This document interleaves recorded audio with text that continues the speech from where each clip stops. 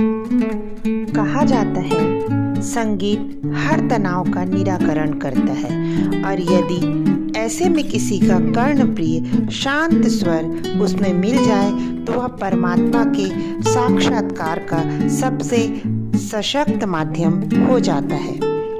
ऐसी ही सरस्वती पुत्री स्वर कोकिला लता मंगेशकर जी के बारे में आइए जानते हैं। लता मंगेशकर जी का जन्म 28 सितंबर 1929 को इंदौर में हुआ था। 93 वर्षों तक पूरी दुनिया में राज करने वाली और हर आयु वर्ग को मंत्रमुग्ध कर देने वाली यह आवाज़ 6 फरवरी 2022 को हमेशा के लिए शांत हो गई। शुद्ध ब्राह्मण परिवार में जन्मी 3 बहनों और 1 भाई में सबसे बड़ी भारत कोकिला लता मंगेशकर के पिता का नाम दीनानाथ मंगेशकर एवं माता का नाम सेवंती मंगेशकर था।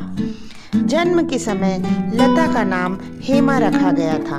बाद में उनके माता पिता ने उनके पिता के एक नाटक की महिला पात्र लतिका के नाम पर उनका नाम लता रख दिया। उनके सभी भाई बहनों ने गायन को ही अपनी जीविका का आधार बनाया। इनके पिता दीनानाथ मंगेशकर एक मराठी और कोंकणी साहित्य शास्त्रीय गायक और थिएटर अभिनेता थे। राज सिंह डूंगरपुर और लता मंगेशकर का संगीत और क्रिकेट के प्रति समान प्रेम था और दोनों एक दूसरे से प्रेम करते थे, किंतु उनकी शादी नहीं हो पाई। कुछ पारिवारिक जिम्मेदारी और मनपसंद जीवन साथी न मिलने के कारण लता जी ने आजीवन विवाह नहीं किया। लता जी महज 13 वर्ष की थीं तभी हृदयाघात से उनके पिता की मृत्यु हो गई। नवयुग चित्रपट फिल्म कंपनी के मालिक और मंगेशकर परिवार के करीबी दोस्त मास्टर विनायक ने उनकी देखभाल की और उन्होंने एक गायिका और अभिनेत्री के रूप में लता जी को आगे लाया। कई मराठी फिल्मों में गायन एवं अभिनय के बाद लता जी ने पहला हिंदी गाना गुलाम हैदर की फिल्म मजबूर के लिए दिल मेरा तूने तोड़ा कहीं का नहीं छोड़ा गाया, जो कि बहुत ही लोकप्रिय हुआ और यहीं से लता मंगेशकर का नाम हर जुबां पर आ गया। फिर महल फिल्म का गीत आएगा आने वाला ने उन्हें संगीत जगत का वह हिस्सा बना दिया जिनके बिना संगीत की कल्पना नामुमकिन थी।